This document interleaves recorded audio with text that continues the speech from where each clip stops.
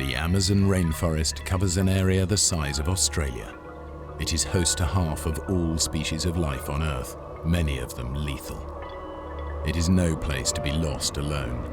In the jungle, there are countless ways to die.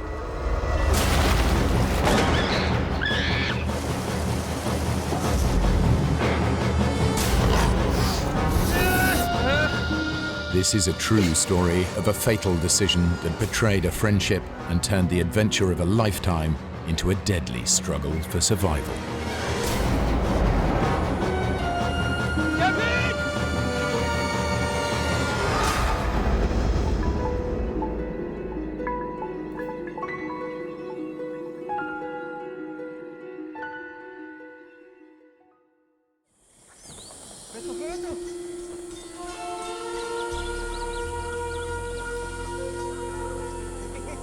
Bolivia, South America. In November 1981, 3 backpackers traveled to the remote outpost of Asriamis in the Amazonian jungle. Yosi Ginsberg is a 22-year-old from Israel, fresh out of national service with the Israeli Navy. The reason why I came to South America was one reason. It was very clear to me. I wanted an adventure. I was very, very naive, bright-eyed, open to the world. Everything is possible. With Yosi is Kevin Gale, an experienced traveler. He's a 29-year-old photographer from Oregon. I was traveling, I had an agent in New York, and I was sending my shots to him. So I had motivation to try to have some shots published. And of course I was thinking maybe I'll publish some in National Geographic, but it was primarily for myself that I was doing this. With Kevin and Yosi is Markus Stamm, a 29-year-old school teacher from Switzerland.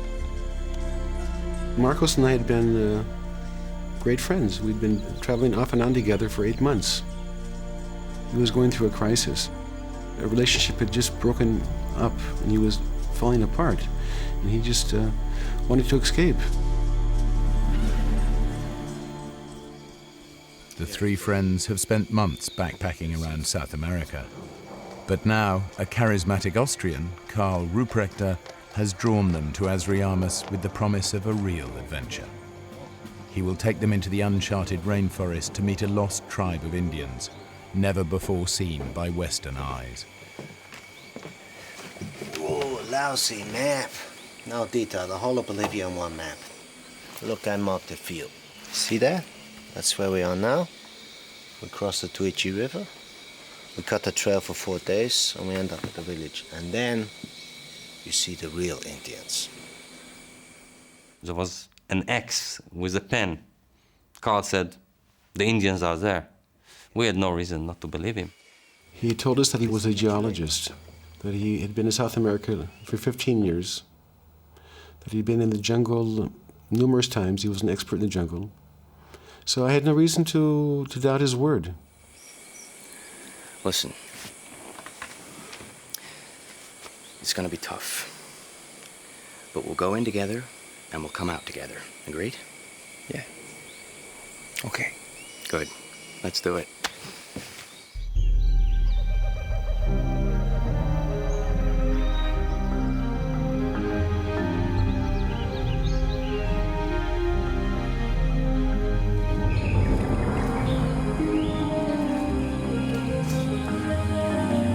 Guys. As we set off from Asariamas, we started seeing, like things were changing, and we weren't exactly the same people already. And I think the reason for it was that we knew we're leaving civilization behind, and this is it, just the 4 of us. Up, Marcus. It's a jungle. The friends follow their guide into the rainforest. Ahead of them lies a week-long hike to the Indian village. From there, Carl has told them they will return to civilization by rafting down the Tuichi River. It was a different world, and we could hear animal life all over the place. Monkeys were howling, screaming, and I could see birds, numerous varieties, all over the place. It was like a picture.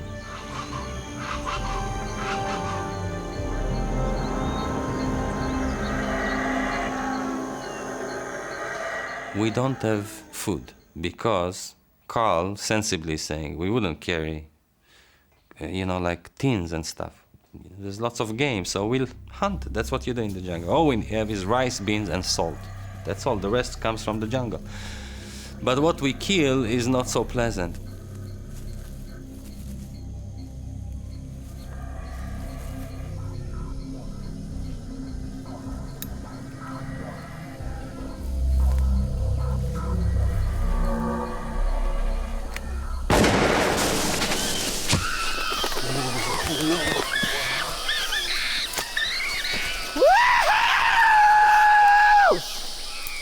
To the pot!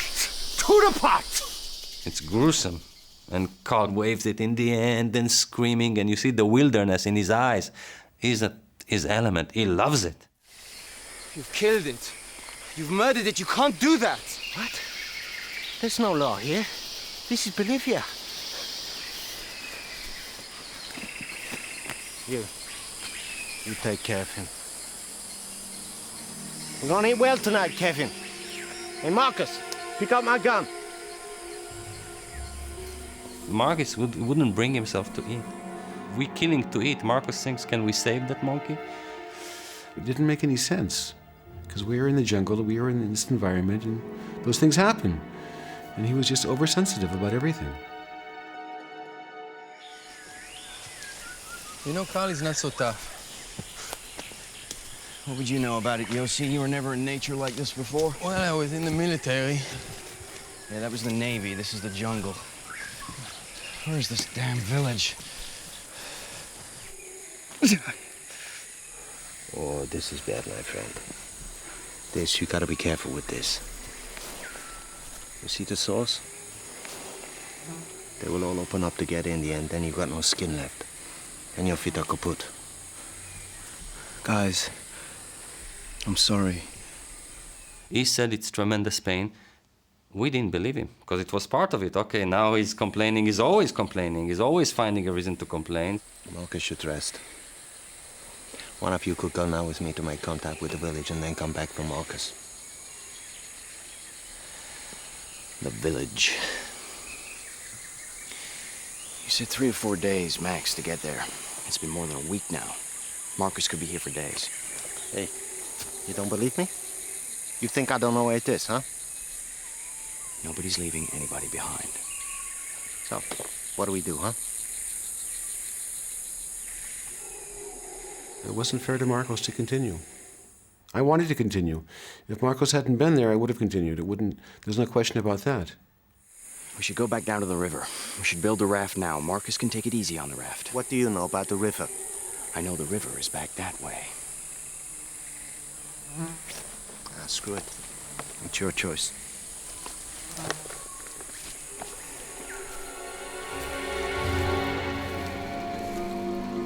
Forced to abandon their dream of visiting the Indian village, the adventurers head back to the Tuichi River.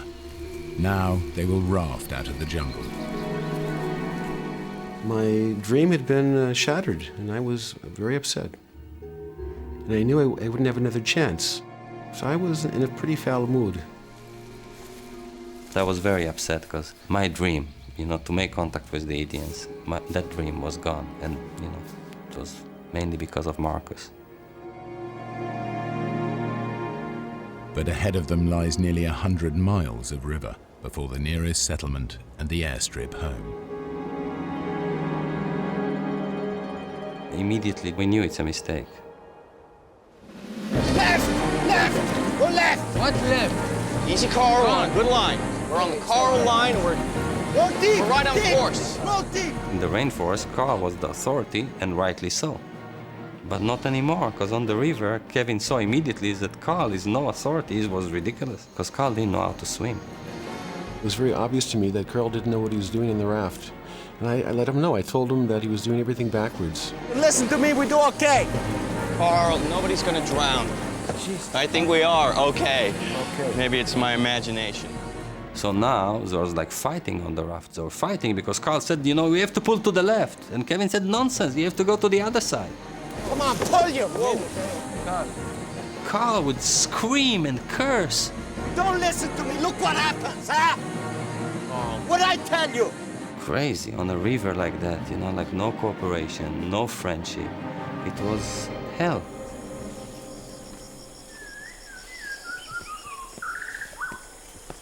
We're pretty close to the canyon. Huh? I told you. You gotta forget the raft now. Look. We are here. Almost the Cape Down River. It's the Malpaso San Pedro Falls.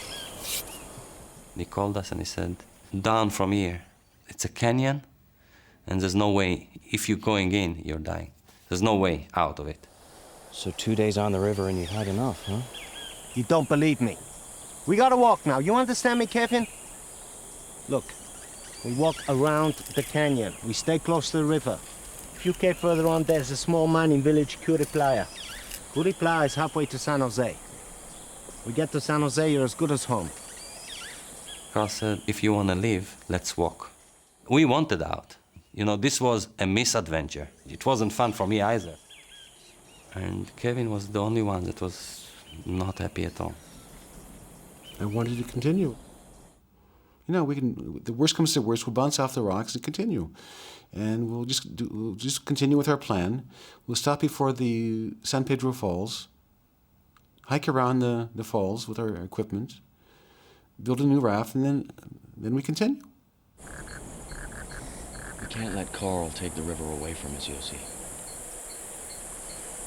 I mean, think about it. Why did we come on this trip in the first place? Carl promised us an Indian village, which was supposed to be the highlight of the whole thing.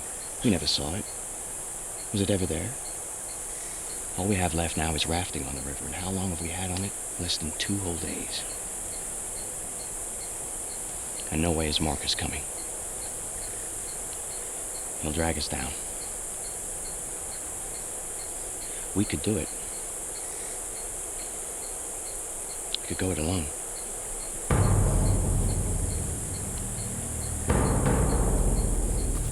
You know, it was a moment I just didn't know what to do. I mean, in my guts, I wanted to go with Carl and Marcus. But I already had this relationship with Kevin, you know, like Kevin was my hero. Kevin, I chose Kevin, you know, like in that split, I chose Kevin. He was my man. So I stuck with him. I said, okay, you know, I'm coming with you. I felt Marcos was in a very bad place, bad spot. I certainly didn't want to hurt him. I didn't want to make him feel worse, but I couldn't help the guy. I mean, my best buddy, and I couldn't help him. We had this wall between us. But you promised we'd go in together and we'd come out together. This is different. Don't you get it? I don't want you to come. You're not coming.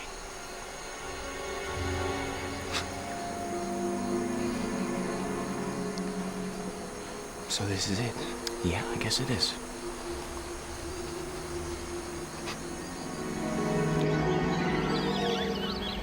In retrospective, how did we do that? How can you split in such an environment, you know?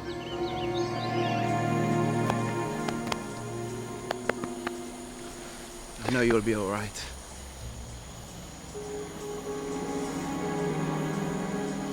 Let's get moving. See you soon, Marcus, huh? I see you soon, Carl. Ah, Yosi, la aventura. Still haven't had enough, huh?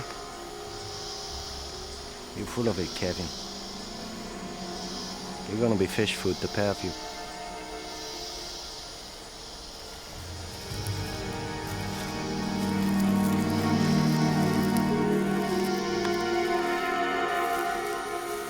It was heart-wrenching. It was like a betrayal, and it was a terrible feeling. I really felt ashamed. It should take little more than a week for Carl and Marcus to hike out to the nearest village. But now Yosi and Kevin face the dangers of the river alone. Kevin and I went into full excitement into let's the adventure begin. A new chapter, no more 4 people. Kevin became the authority, and I accepted his authority. I guess part of it was an issue of age, but other part was that I didn't know rivers. All right, get it dead straight. Go. Keep in time with my rhythm. Almost immediately, we entered a series of roller coaster waves. Hard your side. It was a different river. Paddle hard. It's becoming much more intense. You know, like the river is getting narrow, the water swifter. And certainly, it was a bad decision to continue. That was a major mistake.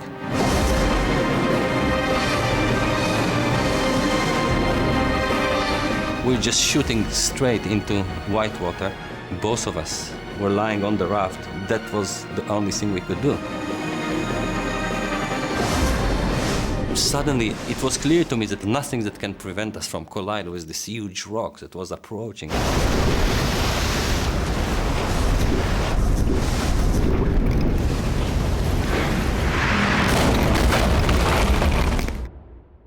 And that's what happened. We hit the rock.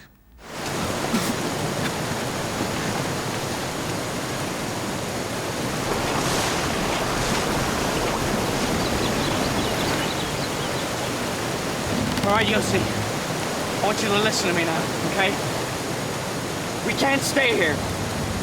All right? So I'm gonna jump, okay? I'm gonna swim to the shore, and I'm gonna throw you a line. I don't want him to jump. He tells me why he's jumping, and his plan is completely suicidal. But in that stage, I think not only that it's suicidal, he kills me. Hip it now! Hip it!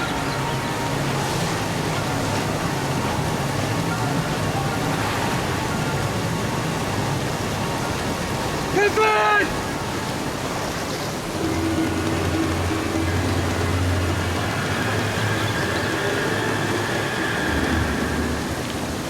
Kevin, don't leave me!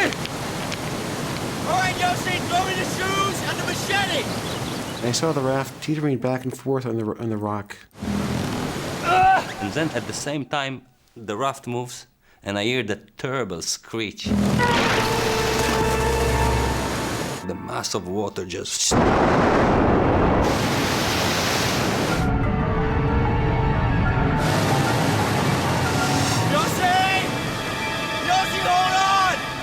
He entered the rapids, and I saw him go through 2 or 3 rapids, a couple drops, and around the bend he went, and I didn't see him again.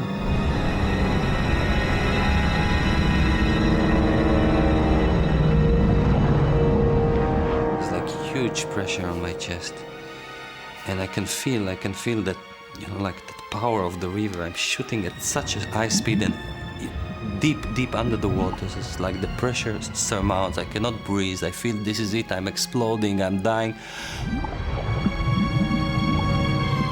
And I knew this is my end.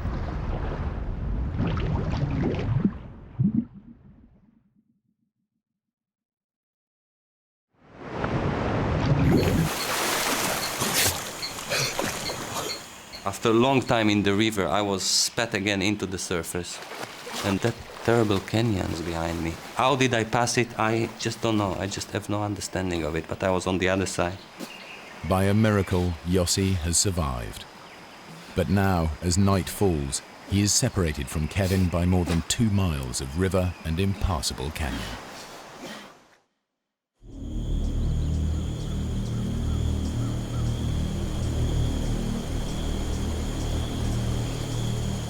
The next morning, Kevin starts to search for Yosi.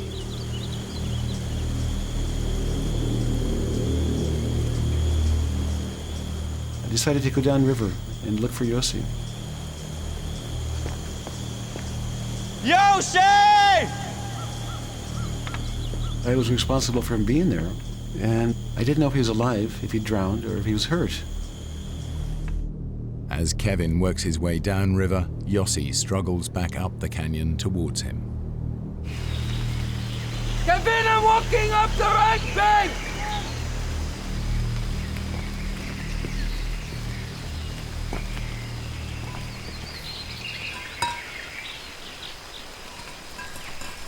Early morning of the day after this tragedy, this disaster, I hear this scratch, this metallic scratch. Behind the rock, there's a small pool. In the middle there, the backpack is waiting. Yes! When Kevin made this bag, he said, "Give me everything important to you, because this is the life bag." He tied 2 empty things to have it float. The life bag contains vital supplies, a flashlight, a waterproof poncho, a few ounces of rice, and, crucially, the map that promises Yosi's best chance of survival. I put the backpack on my back, and now with a new spirit, I climbed up thinking that it's gonna be easy now. Kevin and I get together, and it's gonna be over. We've got the equipment. It's gonna be a good story.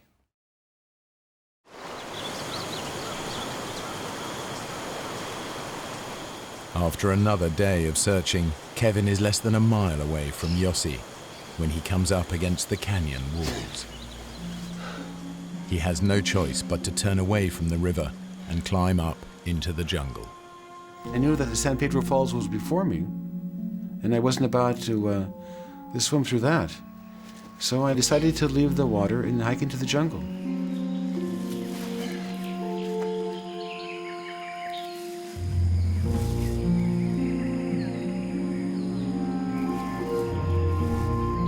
Now it's clear that when I was walking behind the ridge or the bluff in the jungle, Yosi was walking upriver, not very far away.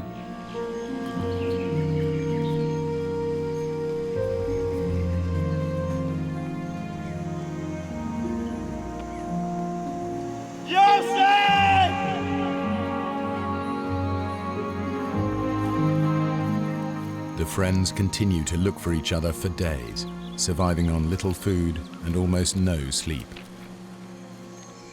They're unaware that every step is taking them further apart. Yosi! The only thing that kind of kept me going was the notion that Kevin is running after me and he will follow me and things will be fine when Kevin comes.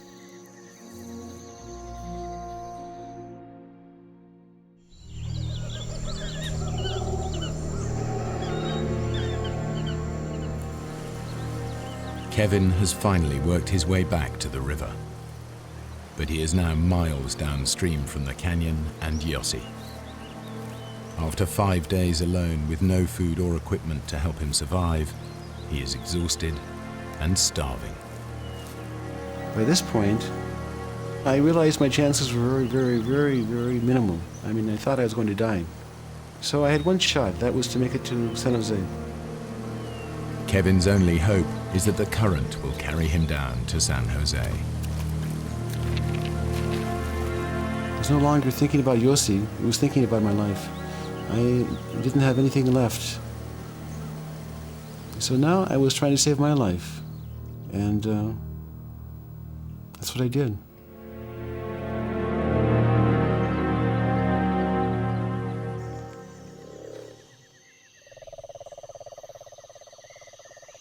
That night, the fear was so big that every minute, every little thing I'll hear, I'll just jump and I'll start looking around to make sure there's no animal coming.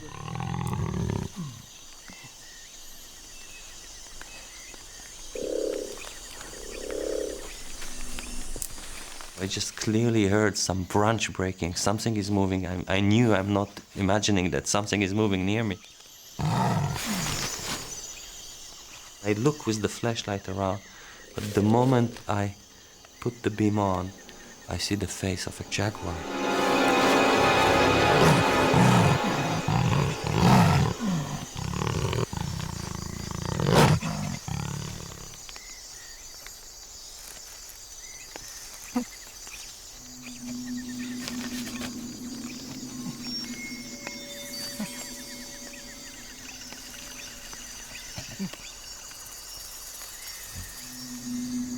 I had a cigarette lighter and I had a can of repellent.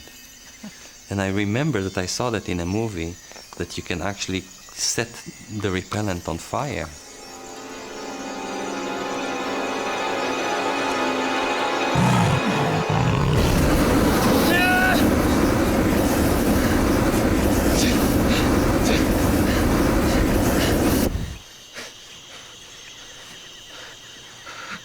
The flame died, and there was no jaguar. You know, like I managed to scare him. I sat there for the rest of the night, and you know, I started crying and screaming and trembling. It was consuming, that fear.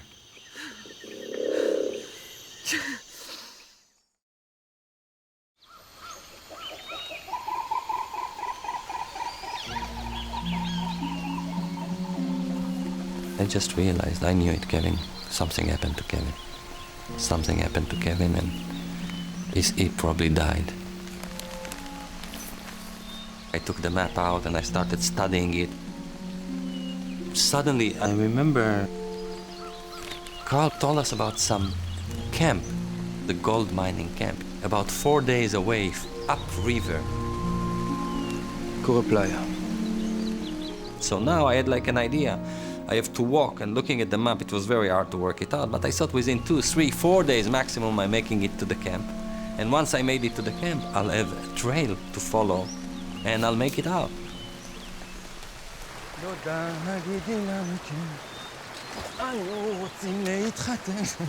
Yosi heads for the mining camp at Playa. From there, he will pick up the trail to the village of San Jose and safety.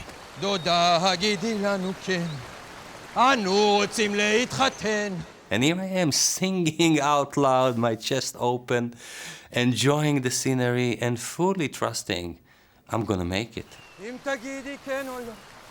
Then I suddenly discover a tree, and I saw clearly it was actually cut with a machete. Kevin? And then it all makes sense to me. Actually, Kevin was doing the same thing. That was, he knew I would be trying to go to Playa. So I'm sure Kevin is there before me.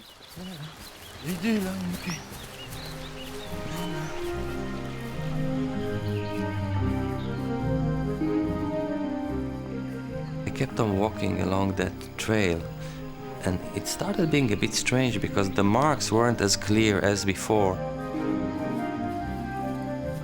Deep in the bush, I had no sense of direction, and now I was stuck with this little trail and hoping that it will lead me back to the river and to the camp. And then after hours where I'm already despaired because, you know, it took me away from the river, I see this footprint. It's not an old footprint. I see that footprint in the mud, and I realize this is a hiking boot, and there's only one person in the world that could have left that footprint. It's Kevin. Kevin!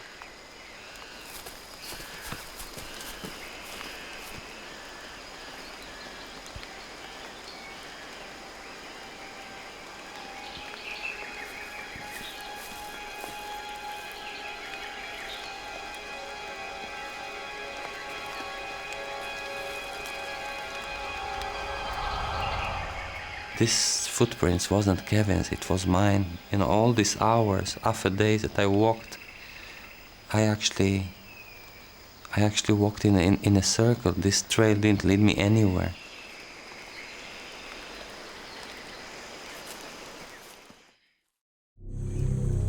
After hours on the river, Kevin's condition is critical.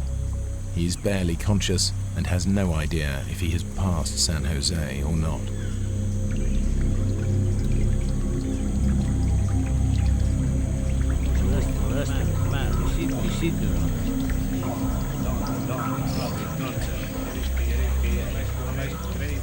All of a sudden, I see a canoe. The current is swift, so it's taking me downriver quite a ways.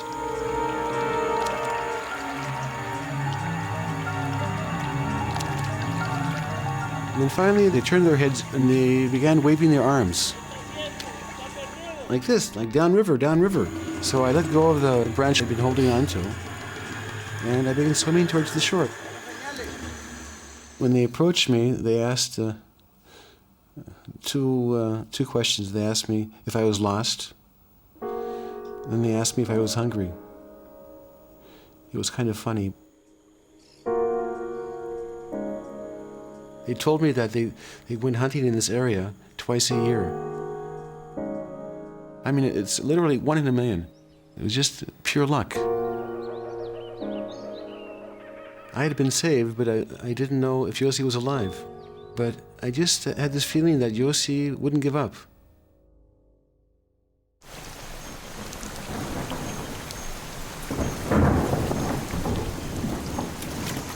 Yosi pushes on towards the old mining camp.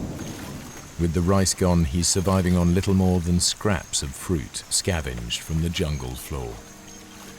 I just made it a rule. I'm not gonna lose the river again. Suddenly, there was this opening along the river and I saw the hut. Gold player.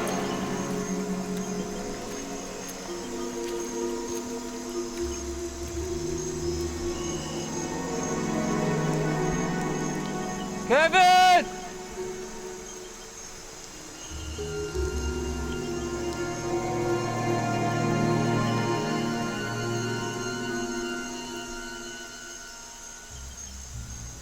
I was so hurt. The disease on my feet, this fungus, reached my hands as well, and my hands were raw as well. And I felt that not only the pain that was so excruciating, but I actually remembered how Marcus had that. And I remember that I actually didn't believe him, and I thought that he's a wimp. And for a second I was thinking that maybe what has happened to me was directly related to the way I behaved to him, to my friend. And now I know, because I suffer myself.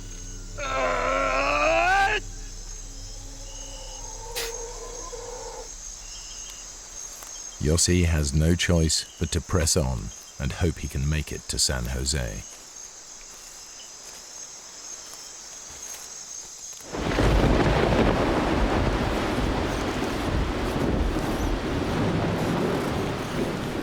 The rain was merciless. It was so tough. The night came and it was very hard to escape. What happened is quite unbelievable. I didn't know of that phenomena, but literally the jungle started collapsing.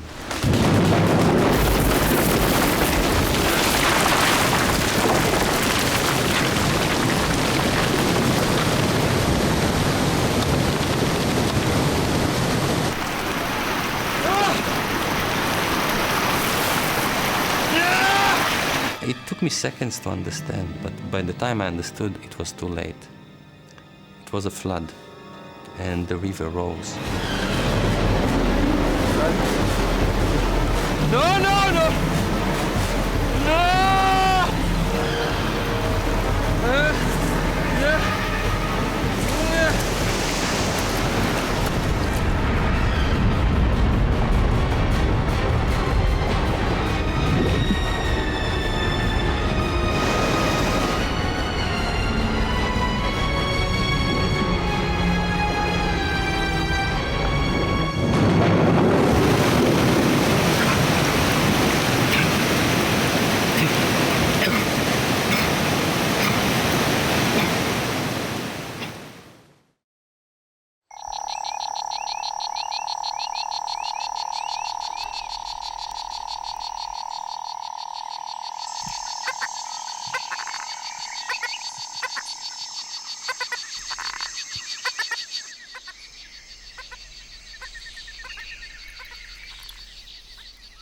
By morning, the flash flood has subsided, but Yosi has been washed far away from the river. By that time, I was really in bad situation. It was the 15th day of my solitude. I couldn't start a fire, there was no sun to dry, and no food, and the rain, and wet. But things were clear. I just had to stand on my feet and keep on walking. Well, I knew now there's one thing, find the river. Just days after being rescued, Kevin has made his way to a Bolivian army airbase to try and convince them to mount a search. I went to the office of the commander and I spoke to him. And he said if a gringo, a traveler, was lost in the jungle, that he didn't have a chance. Si él fuera tu hijo, o tu hermano. ¿Por qué no te regresas a los Estados Unidos, donde tu familia? A pasar las fiestas navideñas. Pero hay una persona perdida en la selva.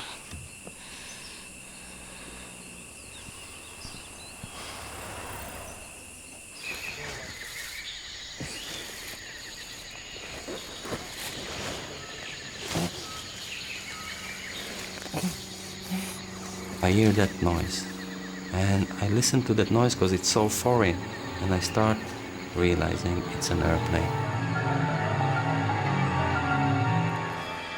I'm saved, and I know everything now. I know also that Kevin is in the plane. I know it's a plane after me. I know it's Kevin there, and I'm just jumping on my feet, and I'm running, and I'm screaming, Kevin!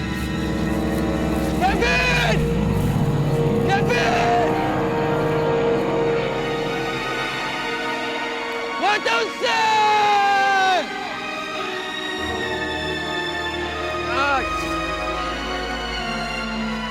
What do you say?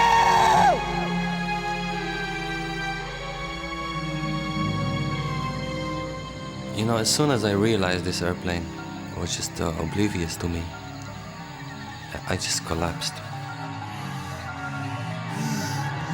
For the first time, I was defeated. You know, I felt defeated. I knew that so much hope, and they didn't see me, and there's no way they could see me.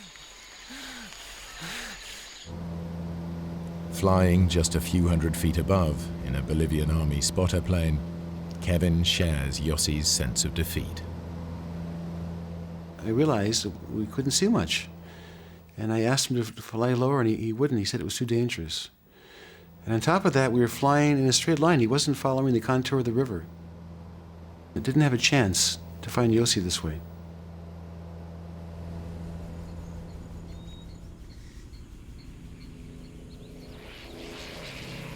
I was going crazy. It was very, very frustrating. Like, every day was very important. Time was the key element. And every day that passed, I knew it was another day that Yosi's chances were diminished. They were getting smaller and smaller.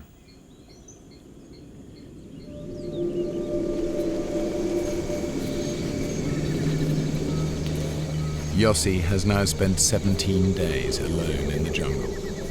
Since the floods, he's found nothing but rotten fruit to eat. He is feverish and weak with starvation.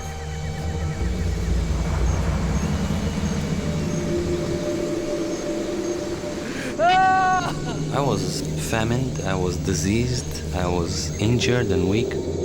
I started realizing that I don't know what's going on anymore. Maybe I'm becoming insane.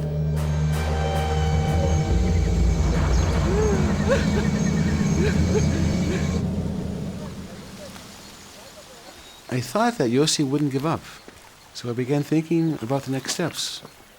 And I found a fellow named Tico, and I asked him if he could take me up to Tuichi. And he told me that he can, but he has to be back within 3 days. So it's better than nothing, so I said, fine.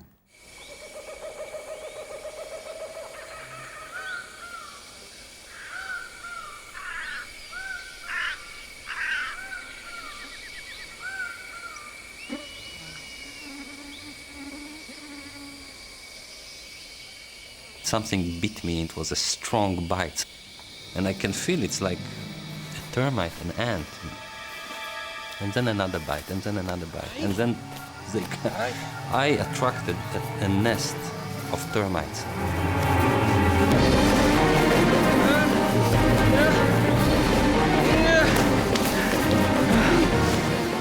And there were like hundreds of them, and then thousands of them, and I couldn't escape. There were no way I could escape.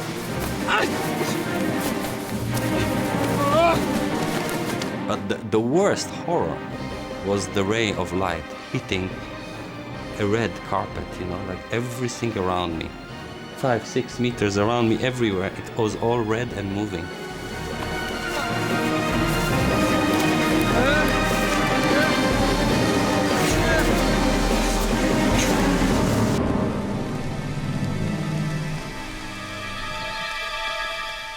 My body was like a colander. There was no place in my body that wasn't bleeding. And I just had to escape now. And I stood on my feet and I kept on walking.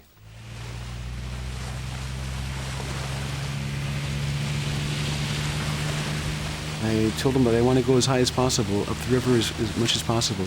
Just kept going up and up and up. I didn't want to stop.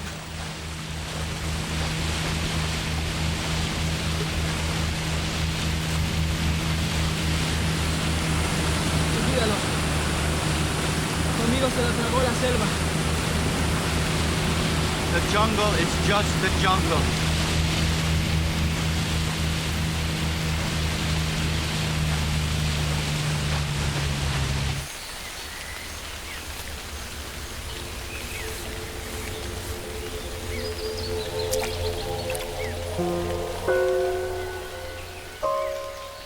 On my knees, on my elbows, I'm crawling.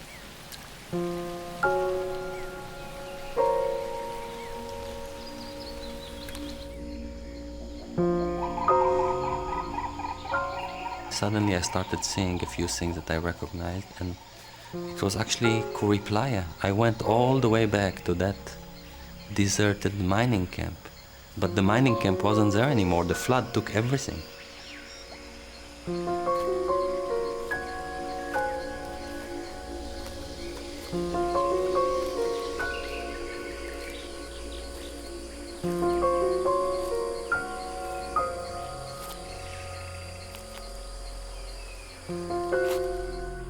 My feet weren't feet anymore. They were like two lumps, two chunks of blood and pus. I gave up. I prayed to God, just allow me to die. All I want is to rest. Let me die.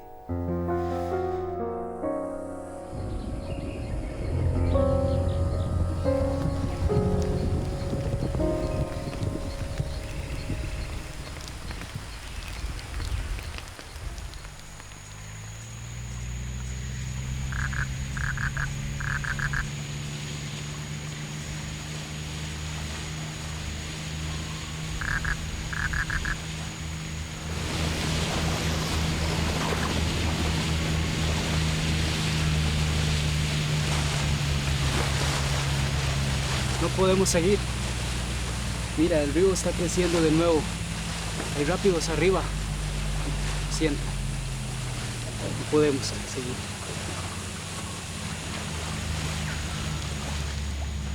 I knew that was it for Yosi. It would take weeks, if not a month, to get back to the jungle. And there's no way that he could survive another month in the jungle. And I just felt this heavy feeling, and this sense of loss, and this terrible sense of guilt that I'd caused his death.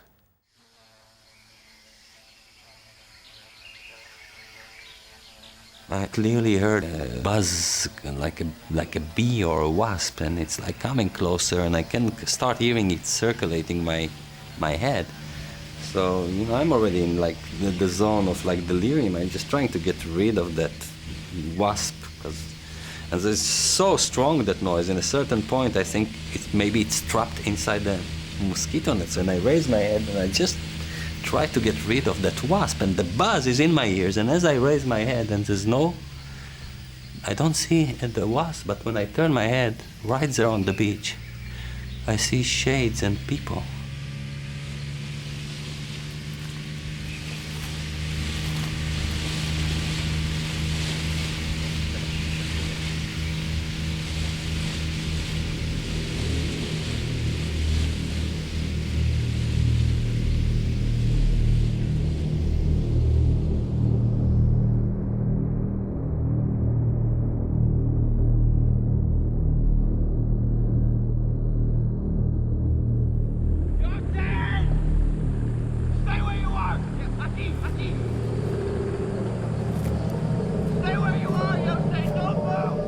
I mean, it's like at that stage, I don't know what's going on. Just, you know, like Kevin, like a flesh is already there, and I'm collapsing in his arms, and we just hold each other and hold each other. It's now just emotion. We cry and cry and cry.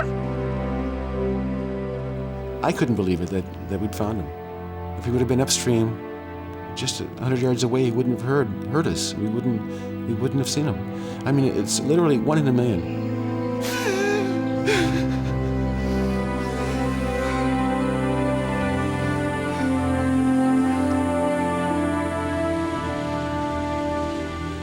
My life was spared. I mean, I know Kevin saved my life, but it was a miracle. For sure, it was a miracle. I think that Yosi saved my life, because if we hadn't found him, if he would have perished in the jungle, I would have had a very heavy burden to bear, knowing that I caused his death. Because I put him in the situation, and I was entirely responsible. So I think that's how I see it.